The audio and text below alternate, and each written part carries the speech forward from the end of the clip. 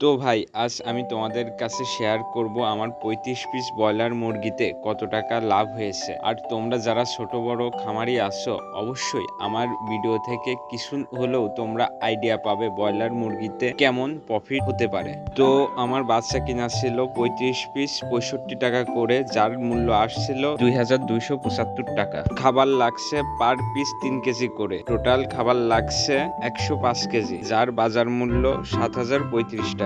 আমি আমার ব্রয়লার মুরগিতে তেমন কোনো ওষুধ ব্যবহার করিনি, শুধুমাত্র একটি সরকারি ভ্যাকসিন ব্যবহার করেছি, তার দাম পড়ছিল ১৫ টাকা। আর এদিকে রেনামাইসিন নামে একটা ওষুধ আছে, ওইটা ব্যবহার করেছিলাম, যার দাম আসছিল ৯০ টাকা। টোটাল আমার ১০৫ টাকা ওষুধ বাবদ খরচ হয়েছে। আর কারেন্ট বিল আসছে টোটাল ৩০ টাকা মতোই ধরা যাক। আর তুষ লাগছে এক বস্তা, বাজার মূল্য ২০০ টাকা। তো বাচ্চা, খাবার, ওষুধ, কারেন্ট বিল, তুষ, ইন টোটাল আমার মুরগিতে খরচ হয়েছে ৯,৬০০ টাকা। তো ৯,৬০০ টাকা ভাগ ৩৫ পিস মুরগি, এক পিস মুরগিতে খরচ হয়েছে আমার ২৭৪ টাকা। আর আমার মুরগির গড় ওজন আসছে ২ কেজি ৪০০, বাজার মূল্য ছিল ১৮০ টাকা। প্রতি পিস মুরগি সেল হয়েছে ৪৩২ টাকা। এখন পার পিস মুরগি খরচ ২৭৪ টাকা বিয়োগ সেল হয়েছে ৪৩২ টাকা। তো ভাই আমার পার পিস মুরগিতে লাভ হয়েছে ১৫৮ টাকা। তো আমার ৩৫ পিস মুরগিতে